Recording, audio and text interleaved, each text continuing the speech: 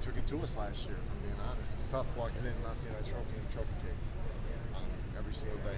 That's something that haunts us, and we do everything we can to get back. We just asked Jim this. Jim said it's going to be a dramatic change for you guys. What you faced last week at Purdue versus what Iowa likes to do. When you look at their offense, from their line, I mean, you think about even the past 2 weeks. You go from Army, a team that's special in its own regard, and then you go to Purdue, the opposite end of the spectrum from Army, and now you got Iowa, who knows who they are. That's for sure. I mean, Purdue kind of knew who they were. Army knows who they are, right? We're playing teams that have identities, and they run that offense that they think they're more physical, right? That's how they play, right?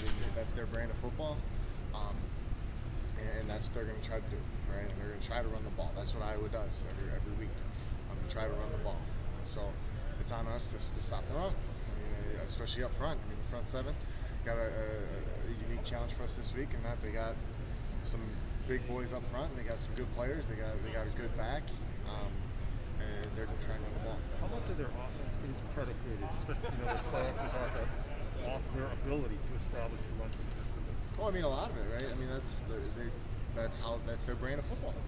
They're run first, pass second. I mean, that's every single year. I mean, you can go back however many years, and Iowa's the same Iowa. I can tell you that much. And they're good. They're good. They're a good version of Iowa this year. So. Seeing that you're back in control of your destiny in this division race, everything's kind of just run again. How much does that kind of add a spring to your step getting ready for each game now? I mean, I don't. To be honest, I don't really think about that. When you start the season, everybody controls their own destiny, right? I mean, the reality of it isn't that we control our own destiny, it's that we can get a second chance, right? At some of our goals, right? However, at the end of the day, you go each week trying to be 1-0 each week. So that's how we do it. What's this rivalry mean to you? Oh, it's huge. I mean, it's Wisconsin versus Iowa. It's Big Ten ball.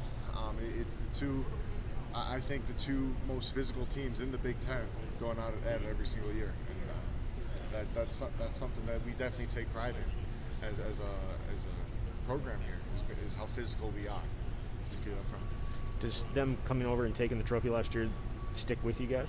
Absolutely. I mean, it's tough walking past an empty trophy case, especially since every year I've been here we hadn't until this past year, which was really difficult. Seeing that empty, this, like I said, this is a special game for the Big Ten for us, for everybody. What did they do last year in that game? They had some success on the ground. What did they do to get you guys there? They ran the ball. We got to take care of the ball. We got to force more turnovers, right? I mean, when you look back at that game, that's essentially what it comes down to: taking care of the ball and forcing more turnovers on that part. When it comes to that offensive line, Tyler Linderbaum, obviously well recognized. What stands out about his game from what you've seen on film so far? And he's an athletic guy. He's quick, right? And a lot of time when you see a center like that with that type of quickness, you don't expect him to be as physical and as strong as he is. So it's definitely a unique challenge for us for Keanu up front in a zero to try and neutralize him because he's a playmaker. He's on the offensive line, but he's a playmaker, and that's real. So we're just gonna do whatever we can to neutralize him in the run game and gets the quarterback and pass. That running game too, you mentioned like Tyler Goodson. I know that he had that 80-yard run last year, but I know he's averaging less than 4.5 yards per carry. But what do you have to defend against with him in the backfield? He's a back that can definitely trick you, right? He can make some moves. He can juke you. He can spin. He's a quick little guy. He's a quick back, right? So I don't want to sell him short. He's a really good player, and he's a unique type of back for us to prepare for this week.